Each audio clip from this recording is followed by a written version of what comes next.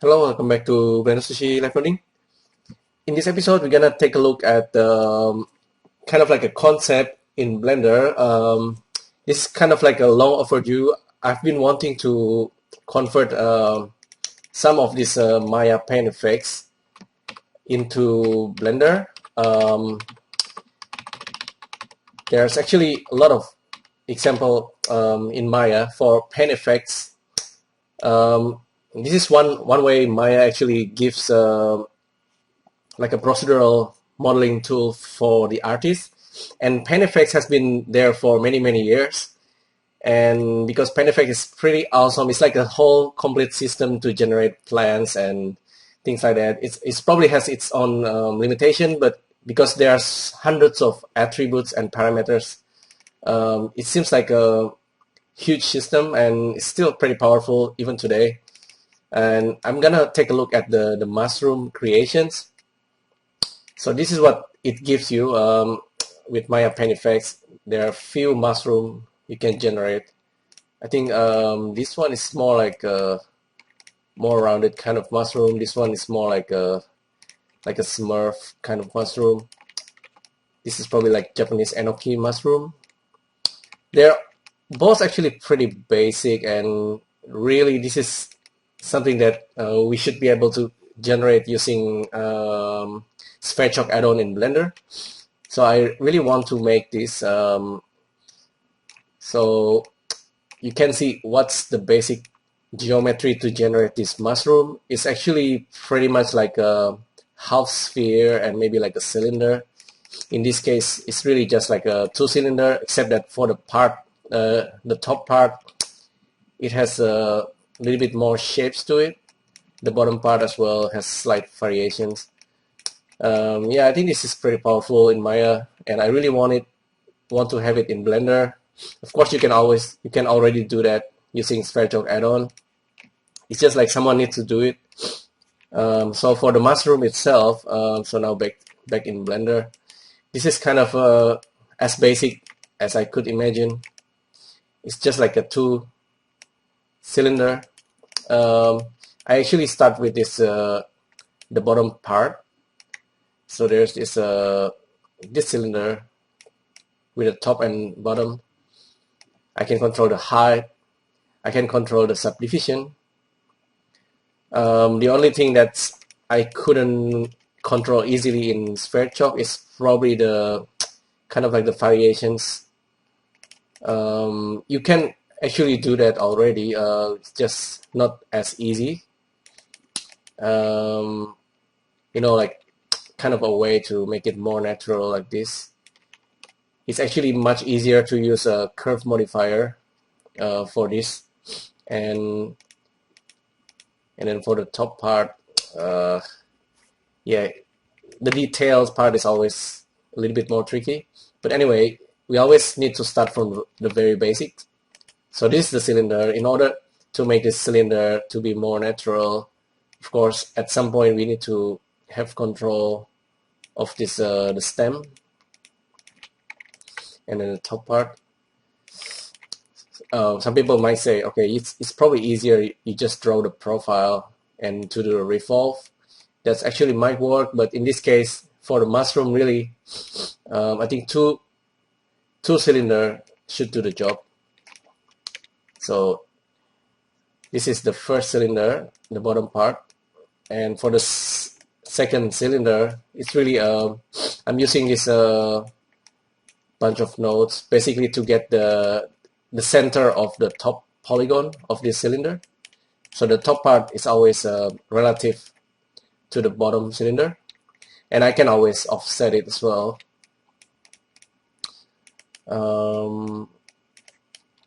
Yeah, if I want to offset it like a matrix, I think default.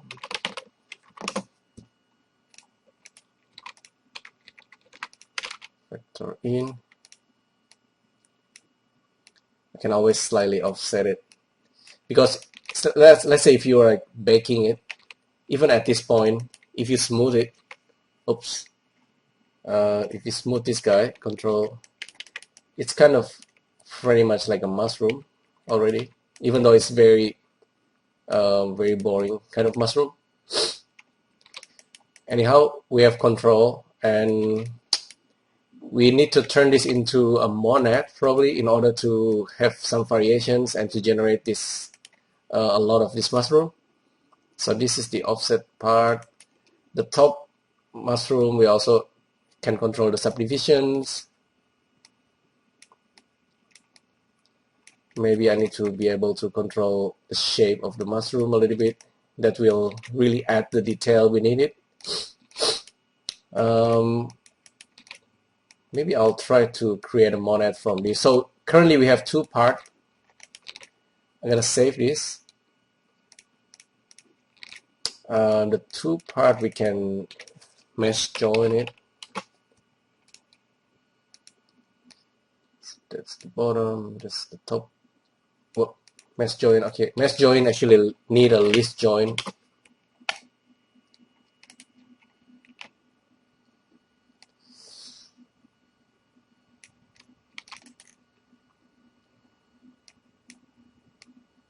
So that's vertices data, and that's for the polygon data.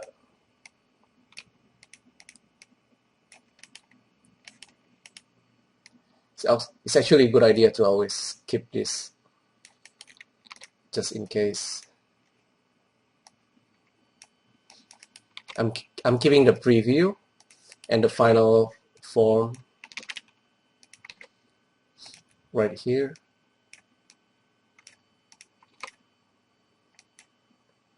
So there you go. Join level needs to be level 1. Okay, so we have our mushroom. Let's give it a color. Very basics. But this actually will work. You can control, you have some parameters to control the mushroom. So that's pretty good. Okay, now let's turn this into a monad. Very quick. File, save as. Okay, that's the output. That's the input. Select all this group. Create monad from selected nodes. Enter. So we have this output. Which parameter we want to control? So we have. I think we are missing the cylinder. So this part also needs to be the inside. Cut it.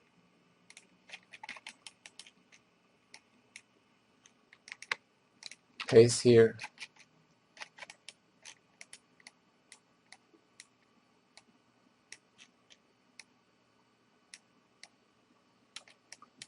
Okay, I did something wrong, so I'll go back to what we have earlier. Slightly tricky. Select this monad, and okay, now we want to be able to control this radius, top and bottom, and then the height, subdivision. Go to the top part. So we have this mushroom monad.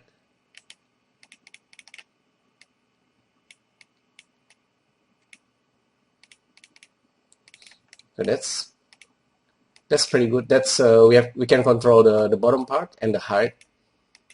You can of course control the top part, but for now, let's see. Just leave it like this for now. Matrix in and create some grid of mushroom, 3 by 3.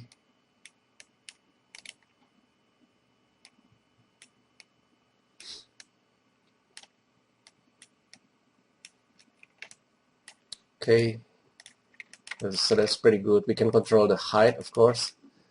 Let's try random number. We have 9 objects. Float.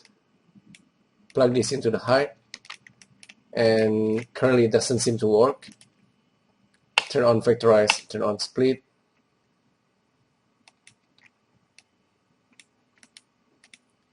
let's see, it doesn't quite work yet.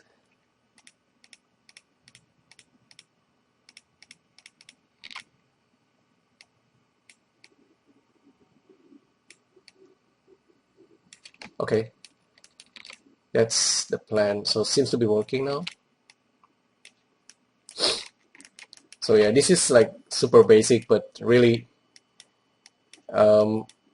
I guess it's a good start. Let's make 15 mushroom, different height. We can go back here. Perhaps we want to add more control for this guy. I think the naming can be a problem because this cylinder have same name. Be careful with that. It's probably a good idea to do it like this.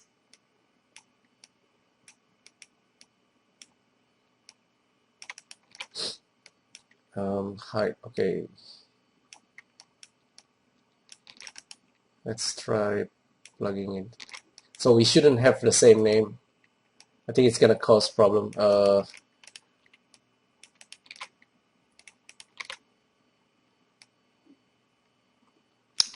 Can make a bit of variations anyway, like that. So see, you can see really quickly that with the basic mushroom, you can generate probably like a procedural tree as well, and maybe procedural kind of like lamp generator. It's not limited to like one surface. Once you start to get deeper into this, perhaps, I don't know, even like a one base procedural model can be used for many other model. Maybe an umbrella even. Yeah, so yeah, I guess this is like pretty much what I want to go. Maybe I can add more details at some point, but this is how you can generate like a procedural mushroom in Blender, similar to Maya Paint Effects, but still pretty basic. If someone wants to add more details, make this more complex, add a lot of details, you can. I challenge you to do it. Maybe I will do it at some point. But sorry, yeah, that's pretty much it for this live coding. Hopefully you enjoy it and find it useful, and I'll see you in the next video. Thank you. Bye.